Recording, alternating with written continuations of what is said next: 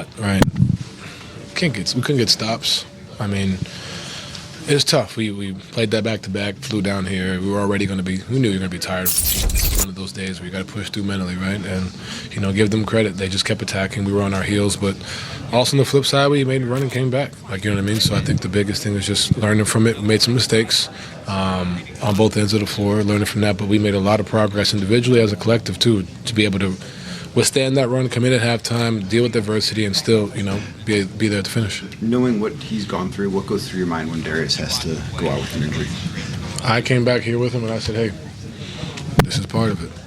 I'd rather this happen today than in 4 or 5 months, right? This is all part of it. And I mean, it's easy for me to say that, right? It's easy for us to sit here and say, you'll be fine, and he's not trying to hear that. But at the end of the day, hey, there's going to be setbacks. There's going to be things that happen, right? And it's not about, him not working. I could see if he was upset because it's like, hey, you didn't do the things necessary. He's been in the gym. He's been working on himself. So there's nothing to be worried about. Hey, this is all part of the progress. Progress isn't linear, right? You're going to have days where you feel ready. There's going to be moments like this. The biggest thing is how can we continue to progress and staying with it, right? Staying with your routine and not getting deflated. And he's fine. He's in good spirits. But in those moments, I know it's tough. It sucks, man. And it's tough for us as a group. But we feel like we rally around each other after that and went out there and made a push. But for him, he'll be fine. But like I said, it's tough. It's tough to see, for seeing all the work that he's put into. I don't know what is up with him, but yeah. What is your concern level knowing that he wasn't able to finish the game and he was ruled out? We'll be good. It's November. You know what I mean? And we have a long ways to go. Whether it's long term, short term, whatever it is, we'll deal with it, and we know who we have here to help lift who we are. While he may be out or may not be, I don't know. But at the end of the day, man, he puts the work in, so he'll be back and he'll be better than ever. What was your view of the last play, the Wiggins? I mean, there's so many different things. All I saw was the ball, and he happened to pass it right when I came down. There's so many things we talked about who should be on the ball. Should have been Evan, should have been me. We thought they were going to put it at the rim, so we put all our length down there. Credit to Spo, they took all the length away from the rim instead of back pick, right? So that's the chess piece. That's the chess game and the chess match, and you got to give them credit.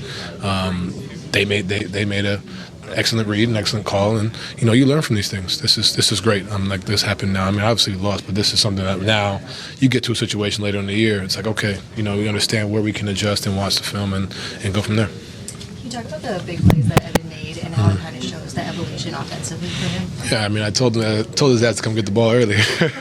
But that's part of the process of figuring it out, right? We both didn't really have a great first half, and kind of setting that tone. He made a big play, made a big three, then come down, made a big block. Just finding it, when does he fit in? When does he continue to go be aggressive? That's all part of the process. Tonight, I wish it was a little bit earlier. But hey, that's part of it, right? That's part of that communication and that back and forth. And he stepped up, and he was big time. We don't get to this point without him being dominant on both ends of the floor, right? So got to give him his credit.